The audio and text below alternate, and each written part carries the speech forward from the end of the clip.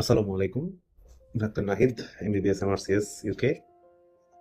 আজকে নিত্যদিনকার যে সার্জিক্যাল পরামর্শ, সেই পরামর্শের আরো একটা ভিডিও নিয়ে আপনাদের সামনে উপস্থিত হলাম।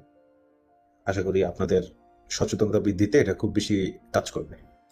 অনেকেই হয়তো খেয়াল করেছেন যে আপনাদের পায়খানা রাস্তার আশেপাশে অনেক সময় একটা ফোড়া হয়।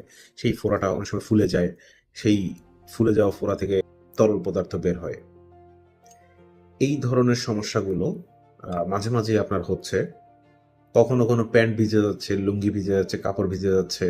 কখনো, কখনো এটা ভালো হয়ে যায়। কিন্তু আবার যেই আপনি মনে করেন যে ভালো হয়ে গেছে, আবার কন্টিনিউয়াসলি কিছুদিন পরে আবার শুরু হয়। এই বিষয়টা হতে পারে একটা ফিস্টুলা।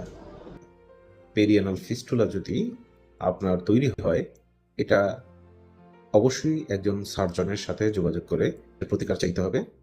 এই সমস্যাটা দীর্ঘদিন ধরে আপনি নিয়ে বসে থাকেন, এটা কিন্তু জটিল আকার ধারণ করতে পারে। জটিল আকার ধারণ করা বলতে কি বোঝাচ্ছে? কখনো, কখনো ফিস্টুলাগুলা এত মারাত্মক হয়ে যায় যে আমাদের যে পেটের ভিতরে নাড়িভুঁড়ি পর্যন্ত এই ফিস্টুলা বা কানেকশন ওই পর্যন্ত চলে যায়। অনেকে আবার আ গ্রাম্য হাতুড়ে ডাক্তার বা ফার্মেসির দোকানদারদেরকে দেখিয়ে অ্যান্টিবায়োটিক সেবন করেন।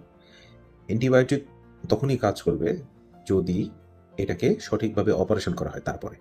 আপনি যদি একজন সার্জনের কাছে যান, তাহলে সার্জন আপনার ফিস্টুলা আইডেন্টিফাই করে এটাকে আরো ভালোভাবে বোঝার জন্য কিছু পরীক্ষা-নিরীক্ষা দিতে পারে। যেমন উনি আপনাকে চেম্বারে হয়তো প্রক্টোস্কোপি করতে পারে।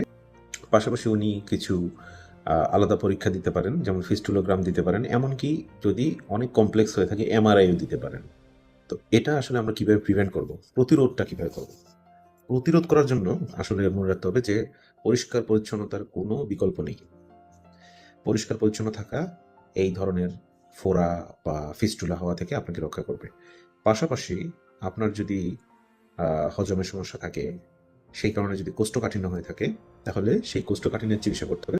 কখনো, কখনো ফিস্টুলা এমনভাবে বাইরে থেকে সেরে যেতে পারে যাতে মনে হতে পারে এই যে ফিস্টুলা বা টানেলটা এটা একদম ভালো হয়ে গেছে। এই সকল ক্ষেত্রে আপনাদেরকে সতর্ক করছি, অনেক সময় এমন হতে পারে যে ফিস্টুলার বাইরের দিকে অর্থাৎ পায়খানা রাস্তার আশেপাশের যে ওপেনিং বা মুখটা ওইটা অনেক সময় বন্ধ হয়ে যেতে পারে। কিন্তু ভিতরের নলটা যে মুখটা নলের যে মুখটা সেটা কিন্তু রয়ে যেতে পারে। এবং পরবর্তীতে এটা আরো জটিল আকার ধারণ করতে পারে এবং জটিল আকার ধারণ করতে, করতে একসময় সেটা আপনাকে অনেক বড় সার্জারি করতে হতে পারে।